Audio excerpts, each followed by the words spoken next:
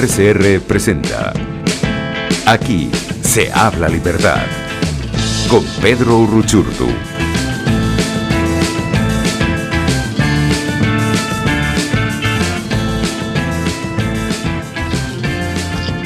buenos días, amigos, bienvenidos a otro Aquí se habla libertad, como todos los jueves, acompañándoles por la señal de Radio Caracas Radio, en la dirección general de la estación Jaime Nestares, en la gerencia de producción Willy Arcaya, en la producción Catherine Manzano y Justo Navarro, en los controles José Gregorio González. Y ya saben que siempre pueden estar con nosotros a través de múltiples vías, a través de todo el servicio multimedia de Radio Caracas Radio, en YouTube, en Periscope, en Twitter, @RCR750, y también en www.rcr750.com, la radio que se ve en nuestra de conexión. Allí pueden encontrar todos los programas, toda nuestra programación diaria. Bien, tenemos un programa muy especial hoy, mucha información, mucho que analizar, y por supuesto, entre lo principal que está es el informe publicado el día de ayer por la misión independiente de la ONU, que se encargó de, levantar la información y de confirmar cosas que, como yo he dicho y muchas otras personas, la realidad se había encargado de constatar hace mucho, pero que bueno, finalmente se produce este informe que viene a complementar ya una serie, ¿no?, de documentos y de importantes pruebas que evidencian que el régimen que usurpa el poder en Venezuela ha cometido crímenes de lesa humanidad. Y es preciso también discutir sobre esto, porque además toda esta semana ha sido como muy, de mucha confusión, incluso el debate si Venezuela es un país totalitario o no, que lo propició el diputado Freddy Guevara, luego él mismo se encargó de rectificar su posición, pero lo cierto es que mucha gente todavía dice que Venezuela no es un país totalitario. Bueno, según la teoría, según el concepto, hay unas características que no lo hacen un país totalitario, pero como digo yo, y no es sin ánimos de despreciar los conceptos, yo soy politólogo, desde luego reconozco los aportes de la teoría y lo conceptual. Muchas veces la realidad, insisto, se encarga de confirmar lo que los conceptos a veces llegan muy tarde, y es lo que ha venido pasando incluso con muchos de estos informes y estas cosas que se publican. Es decir, lamentablemente la realidad y el día a día del venezolano le hace vivir en una esfera totalitaria. Yo, antes de presentar a mi primera invitada, yo a propósito de este debate, porque además creo que tiene que ver esta dimensión totalitaria del régimen con lo que ayer se confirma en este informe. Yo quiero leer brevemente un texto que publicó David Arevalo, él es internacionalista y que además ha reflexionado mucho sobre este tema totalitario, y creo que es muy importante a los efectos de entender por qué Venezuela sí es un país totalitario, incluso aunque no necesariamente la teoría lo confirme de esa forma. Y encontré este texto y me pareció que era muy importante leerlo, porque al final el totalitarismo, incluso en palabras de Arendt, no hace falta conocerlo, saber que se vive, ¿no? Y creo que esto es importante asumirlo. Leo brevemente su texto. Su texto se llama además La vida en un sistema totalitario. Con esto quiero introducir la entrevista a mi primera invitada. Philip Roth escribió hace algunos años en un artículo homónimo donde contaba la experiencia vivida durante sus visitas a la Checoslovaquia comunista. Allí, amigos suyos en ese país le compartían la experiencia de los desmanes que padecían bajo el yugo de aquel régimen opresor e invasivo. En ese texto quedó en mi memoria y me animó a escribir esas líneas. Como venezolano de este tiempo, he asistido a lo que ha sido la progresiva instalación de un sistema de control social de clara vocación totalitaria en mi país.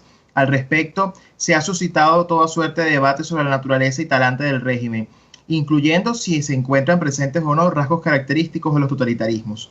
En este breve texto no pretendo plantear un retrato riguroso sobre la cuestión, sino más bien esbozar algunos elementos que a mi modo de ver pueden arrojar algunas luces.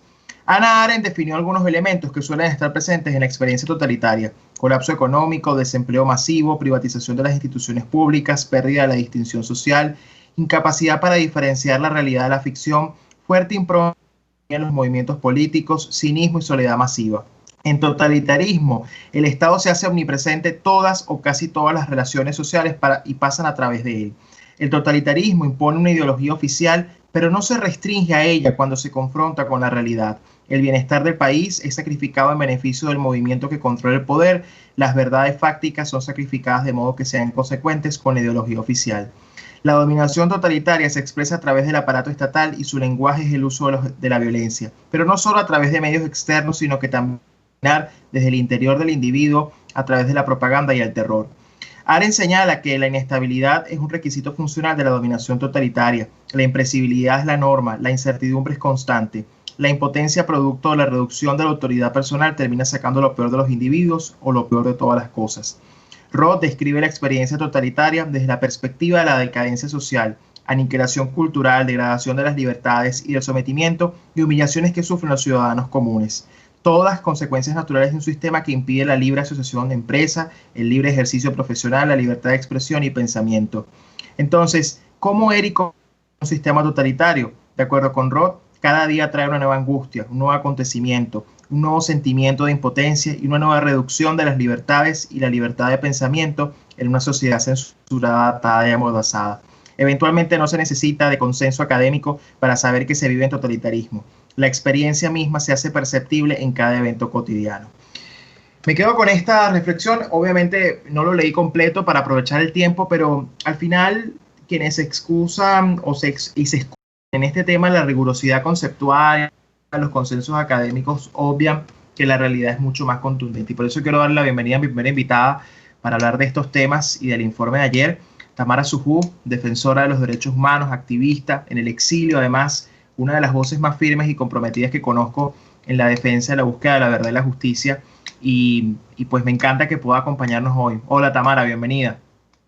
Hola Pedro, muchísimas gracias y bueno, buenos días para todos tus radioescuchas. Encantada de estar con ustedes. Gracias a ti, Tamara, y quiero comenzar con la pregunta de rigor refiriéndome al informe de ayer. ¿Realmente cambia algo? ¿Este informe tiene alguna implicación mayor de lo que ya se venía manejando o de lo que ya se sabía con respecto al régimen? ¿Cuál es tu lectura de este informe desde su propia rigurosidad, sus propios detalles hasta sus implicaciones? Bueno, mira, como tú dices, ya lo que el informe de ayer certifica es una cosa más de todo lo que se ha dicho desde hace mucho tiempo, ¿no? Es decir, a pesar de todo lo que pudimos escuchar, yo pienso que la importancia del informe es que es una misión internacional de Naciones Unidas la que determina que en Venezuela han ocurrido crímenes de lesa humanidad. Esta determinación de un sistema universal es importante porque, bueno, no lo está diciendo una organización regional como la OEA, no lo está diciendo las ONGs, como lo venimos diciendo hace tiempo, sino que lo está diciendo una organización que paralelamente es hermana, por ejemplo, en el tema de la Corte Penal Internacional. Son dos sistemas universales, ¿no? Ahora bien, la determinación de crímenes de lesa humanidad ya la había hecho, por ejemplo, un panel de expertos de la Organización de Estados Americanos, de la Secretaría General, en donde durante un tiempo determinado estuvieron recaudando pruebas, evidencias, declaraciones de testigos e hicieron un informe, y este informe fue mandado a la Corte Penal Internacional y además avalado y suscrito por 6 estados parte del Estatuto de Roma, ¿no? Entonces, y otra cosa, ¿no? Me parece que 2 años, o sea, han pasado 2 años de eso, ¿no? Y además han pasado más años desde que el antiguo alto comisionado también realizó 2 informes y en esos 2 informes también había demostrado la sistematización de el uso de la fuerza, la sistematización en el caso de las torturas en Venezuela. Yo lo que decía ayer era que hemos perdido tanto tiempo, es decir, para que se diera este informe contundente de una misión que hubo que hacer, hubo que determinar que una misión independiente de determinación de estos hechos hicieran este informe para mover el tema de Naciones Unidas, porque ya existían los informes anteriores. Entonces, cada día que pasa, Pedro, cada hora, cada minuto, cada día, cada semana, son más represión, más muertos y más crisis en Venezuela. Entonces, bueno, tú me preguntabas la importancia. La importancia es que es un organismo paralelo universal ha hecho este informe contundente con la determinación de crímenes de lesa humanidad y de violaciones masivas de derechos humanos, que son dos cosas distintas, ¿no? En el ámbito del derecho internacional. Y se cometen crímenes de lesa humanidad porque además esas violaciones de derechos humanos son sistemáticas y son masivas, ¿no? Ocurren de manera masivas y sistemáticas dentro del espectro de las detenciones arbitrarias, las torturas, los asesinatos, la violencia sexual incluida, ¿no? Así es. Tú dabas, creo que dabas en el clavo con este tema, porque está bien, es un informe contundente, es un informe que por incluso su nivel de detalle y por lo que plantea, desde luego es muy duro, porque además acusa ya directamente a individuos, nombre y apellido con responsabilidad, y eso desde luego es importante. Ahora bien, tú bien explicabas que hay muchos informes, que esto ha sido producto de un trabajo intenso, de muchos años, pero sigue estando este tema de, bueno, se suman los diagnósticos, se suman los culpables, se sigue acusando, se sigue señalando, pero ¿qué podemos esperar? Es decir, ¿cuáles podrían ser próximas acciones? ¿Tiene este informe algún tipo de incidencia, por ejemplo, en la Corte Penal Internacional, aún siendo un informe de una comisión, digamos, independiente? ¿Tiene esto algún tipo de implicación a los efectos del régimen? Es decir, ¿qué podríamos estar viendo en las próximas acciones? Porque además te digo, parte de la percepción que existe y uno que está en esa permanente búsqueda de, bueno, de intentar comprender esto es, la comunidad internacional siempre llega tarde, llega muy tarde. Es decir, dicen que es dictadura cuando ya hace mucho habíamos pasado el umbral de la dictadura. No somos totalitarismo porque el concepto dice que todavía nos falta, pero es que la realidad se impone de tal forma para los venezolanos que lo han vivido tan descarnadamente que a veces la percepción es que sí, la comunidad internacional está allí, pero vaya, responde muy tarde, ¿no?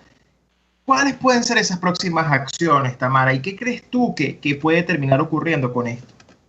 Mira, tu pregunta es muy importante porque ya yo empecé a escuchar y a leer cosas de que ahora sí van a detener a Maduro y ahora sí. No. Vamos a comenzar por decirte que el informe no es vinculante para la Corte Penal Internacional. No es vinculante en el sentido de que no va a obligar a la Corte a abrir ninguna investigación, porque ya el tema de Venezuela está en la Corte en un examen preliminar. Y recordemos que 6 estados se han adherido a las denuncias, se suman a esas denuncias en el examen preliminar, igual que se va a sumar este informe de esta comisión, ¿no? De esta misión de determinación de los hechos.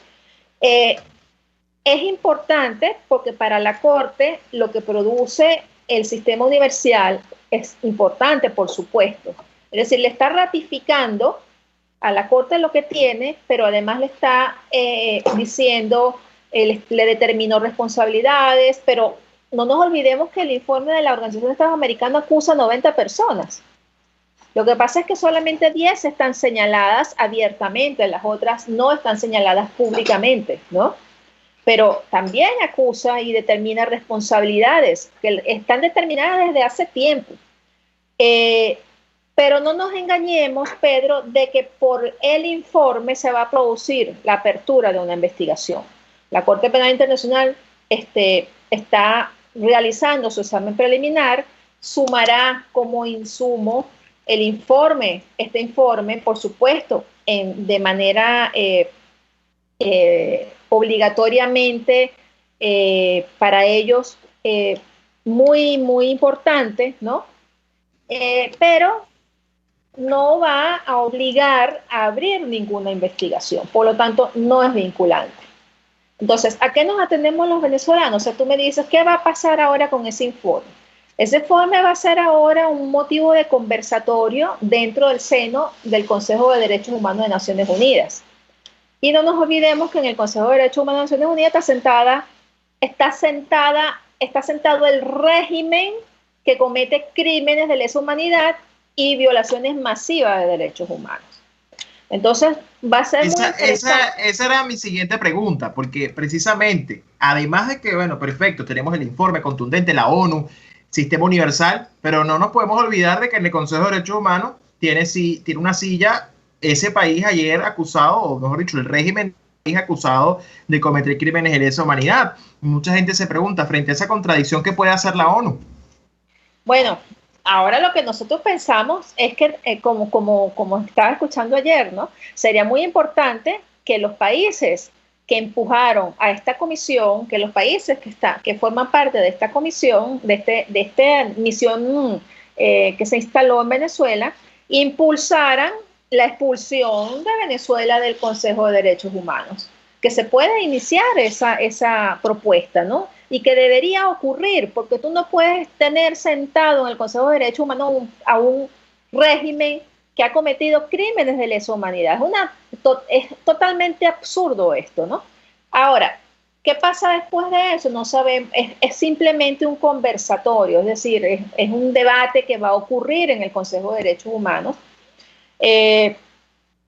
¿Qué más puede pasar después de eso? Bueno, se está pidiendo que se extienda el tiempo de esta misión internacional independiente para que termine de recaudar las evidencias. ¿Qué pudiera suceder? Mira, más allá de eso, Pedro, yo pienso que nada. No nos olvidemos de algo. No nos olvidemos de que se dictan órdenes de aprehensión internacionales desde los órganos jurisdiccionales nacionales y desde la Corte Penal Internacional. Hay un tercer órgano que puede dictar órdenes internacionales, que es la Orden Europea de Detención y Entrega, pero no es el caso nuestro, ¿no? Claro. Entonces, solamente la Corte Penal Internacional y los sistemas jurisdiccionales nacionales de cada país pueden determinar, pedir órdenes de aprehensión internacional. Ahora bien, es interesante que la misión pidió también que los países que forman parte de la jurisdicción universal pudieran pensar en mecanismos para, dentro de sus países, juzgar a los señalados criminales por crímenes de lesa humanidad aplicando la jurisdicción universal, ¿no? Habría que ver si esto pudiera iniciarse en algún país o que algún país tuviera esta iniciativa. Exacto, a eso voy, porque quizás, si bien es cierto, para que la Corte Penal pueda emitir algún tipo de decisión, todavía podría faltar mucho. Sabemos que eso está allí, está latente, pero sabemos que también hay fuerzas que se mueven, hay pugnas, en fin. Sabemos que allá hay una serie de cosas que han tomado tiempo y seguirán tomándolo por lo visto, pero también no es menos cierto que este informe podría permitir, a los efectos de la presión sobre el régimen, podría justificar algún tipo de acción como la que tú mencionas, a nivel ya, digamos, de los países que puedan tomar otro tipo de medidas, que sí, puedan ir arrinconando cada vez más al régimen, ¿no? Mira, este informe le demuestra al mundo que en Venezuela se cometen violaciones masivas de derechos humanos y crímenes de lesa humanidad. Este informe puede ayudar a impulsar quizás otra etapa de la ayuda a Venezuela. Primero, la ayuda humanitaria a Venezuela. En el informe le están diciendo al mundo que en Venezuela hay una crisis humanitaria, hay una crisis masiva, ¿no? Y además de eso, no hay orden, no hay ley, y el régimen mata, asesina, tortura, encarcela, etcétera, etcétera, ¿no? Impulsar en este sentido, avanzar en este sentido con ese informe a por ejemplo, una responsabilidad de proteger un R2P, la aplicación de un R2P, que es del Sistema Universal de Naciones Unidas, es decir, es un planteamiento universal. Ahora, allí te atajo lo del tema del R2P, la responsabilidad de proteger, porque también he visto que ha sido como una de las discusiones. Bueno, si la ONU fue capaz de a través de una misión independiente hacer público este informe, también en el seno de la ONU podría darse este tema de la responsabilidad de proteger, que sin embargo también sabemos que su aprobación depende del Consejo de Seguridad, donde claramente el veto de Rusia y China impedirían alguna acción. Pero algunos juristas sostienen, Tamara, y quiero saber tu opinión sobre este tema, algunos juristas asumen que si bien es cierto la medida formal obedece al Consejo de Seguridad, el R2P se puede considerar también como doctrina, que por lo tanto, si fuera un tema doctrinario, cualquier nación podría invocar esa doctrina, ese principio para actuar, ya sea unilateralmente o con una coalición, con un grupo, y propiciar una misión, ¿no? Entonces, está ese debate entre si realmente el Consejo de Seguridad es determinante o es un pretexto para invocar esto, y bueno, si entonces el líder de Venezuela debería abocarse con más contundencia a solicitar ahora este principio. Mira, eso lo que tú estás diciendo es así, es cierto. Hay justamente personas que piensan incluso que se puede invocar unilateralmente o se puede con una coalición de varios países que, entendiendo el problema y la gravedad, que entendiendo el talante criminal del régimen, que entendiendo que se están muriendo los venezolanos, que entendiendo que estamos ante un sistema totalitario, además un Estado fallido, ¿no? Conformar sobre todo una coalición de asistencia humanitaria en Venezuela, y este informe le da esa plataforma, ¿no? A decir, esto es lo que sucede, ¿qué vamos a hacer? ¿No? Esto es lo que sucede que vamos a hacer. Mira, Pedro, una de las cosas importantes es que ahora en el seno de Naciones Unidas no es que lo está diciendo la OEA, no, lo está diciendo una comisión, una misión internacional independiente que determinó esto. ¿Qué vas a hacer tú al respecto? ¿Vamos a seguir callando ante lo que sucede en Venezuela? ¿Vamos a seguir impulsando elecciones? La Unión Europea, Borrell, etcétera, va a impulsar elecciones con un sistema fallido en donde se cometen crímenes de lesa humanidad, unas elecciones lideradas por el criminal Maduro, que han señalado como la cabeza de lo que está sucediendo. Es decir, hay muchas cosas abiertas, es un abanico que se abre, que creo que es muy importante y que los próximos días hay que seguir muy de cerca, ¿no? Porque están sucediendo cosas. El mero hecho, Pedro, de que haya sido señalado 3 personas, o sea, por supuesto que esa cadena de mando es mucho más amplia, ¿no? Claro. No olvidemos que están señalados en la corte, con nombre y apellido, porque de Maduro, antes de llegar a revelarlo y a padrino, hay que pasar por Delcy Rodríguez, que es la jefa del DGCIN y el SEBIN, la vicepresidencia, los 2 organismos están adscritos a ella, ¿no? Y después viene toda esa cadena de mando. Entonces, estas personas en este momento no deben estar durmiendo, Pedro. Y no deben estar durmiendo porque en ningún lugar del mundo democrático van a estar seguros. Porque se les ha señalado en el sistema donde ellos creían que eran lo máximo, que es Naciones Unidas, como criminales. Así es. No, de hecho, bueno, exacto, ya tienen un sello que además no se borra, ¿no? Y que es un distintivo que, bueno, daría vergüenza tenerlo, pero al final Ahora, ya para cerrar, nos quedan escasos minutos para ir al corte y despedirte, Tamara, y agradecerte además por esta entrevista siempre tan clara y siempre un gusto hablar contigo.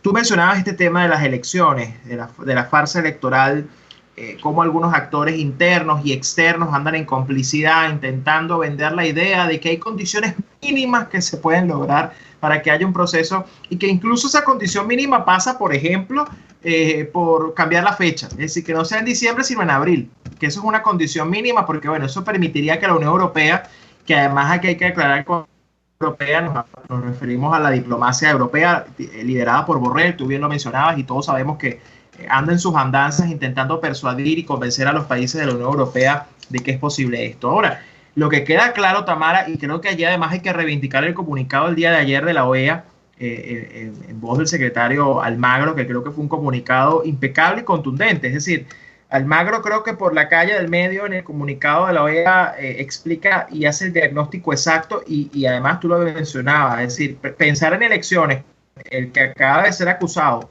de cometer crímenes de lesa humanidad es un despropósito. Sin embargo, bueno, algunos van a insistir en eso. si comparáramos y viéramos la foto, pareciera que incluso la ONU, que con todas las críticas que uno puede tener hacia la ONU, en lo ideológico, en el comportamiento, pero ya hasta la ONU, avalando este informe, prácticamente tenemos la justicia internacional, todo lo que es el tema del EXAP, Estados Unidos, el Departamento de Justicia, la OEA, ahora la ONU.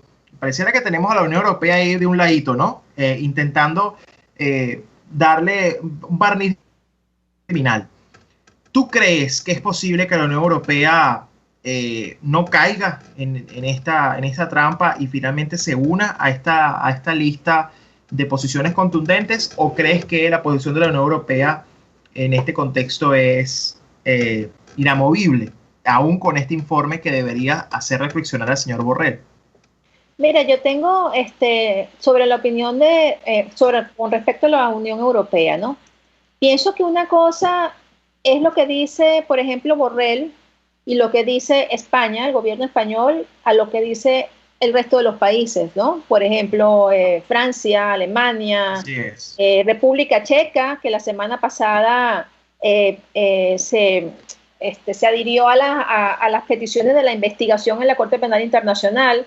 Y pienso que al final la Unión Europea no puede, ya después de este informe tan contundente de Naciones Unidas, no puede avalar unas elecciones con una persona que está señalada como criminal. Entonces, yo creo que en estos próximos días, los venezolanos tenemos, desde todos los ámbitos, desde donde estemos, tenemos que pelear porque la Unión Europea deje de ser tan genuflexa en este sentido, ¿no? Y justamente trabajar los países que de alguna manera tratan de imponerse como nuestros representantes en América Latina. Yo creo que es importante trabajar los países que entienden el problema, que no están afiliados ideológicamente y que pueden de alguna manera liderar para que, por supuesto, no haya ningún tipo de controversia entre lo que se dice de un lado y lo que se dice del otro, porque al final todos son demócratas, ¿no? Pero no podemos avalar unas elecciones ni en diciembre ni en marzo, porque las condiciones no están, porque tú no puedes ir a unas elecciones con el usurpador usurpando el poder, además de señalado como criminal, con toda su estructura montada criminal para que no lo dejen perder ninguna elecciones. No podemos avalar eso. Y seguir propiciando unas elecciones es ser sinvergüenza, es ser cómplice. Es como decía ayer, es absolutamente inaceptable y surrealista hablar de centros de votación mientras hay centros de tortura. Eso Correcto. Es inaceptable. Es inaceptable. Y quienes llamen a votar en esa farsa estarán siendo cómplices mientras insertan un voto en una caja, estarán siendo cómplices de quien está torturando a inocentes. Porque además, como digo yo, cada persona que hable de ir a votar en una cosa que no es elección está yendo otra vez contra las víctimas. Es decir, está matando otra vez a los asesinados, está hiriendo otra vez a los torturados y está castigando otra vez a los inocentes. No podemos permitir. Así es, Pedro. Así es. Bueno, Tamara, muchísimas gracias, de verdad. Un gusto conversar contigo. Gracias por esta maravillosa conversación. Seguimos en contacto y gracias también por todo tu trabajo, porque sabemos que gran parte de lo que el mundo hoy está diciendo, tú tienes mucho tiempo alertándolo y incansablemente, y los venezolanos te lo agradecemos y sobre todo sabemos que habrá justicia gracias a personas como tú. Así que muchísimas gracias. Muchas gracias, Pedro. Gracias a ti. Hasta luego. Amigos, conversábamos. Hasta luego, Tamara. Conversábamos con Tamara Sujú, activista defensora de los derechos humanos en el exilio. Vamos a una pausa y regresamos con más de Aquí se habla libertad. Usted escucha Aquí se habla libertad con Pedro Urruchurtu. Síganos en Twitter en @RCR750, la radio que se ve.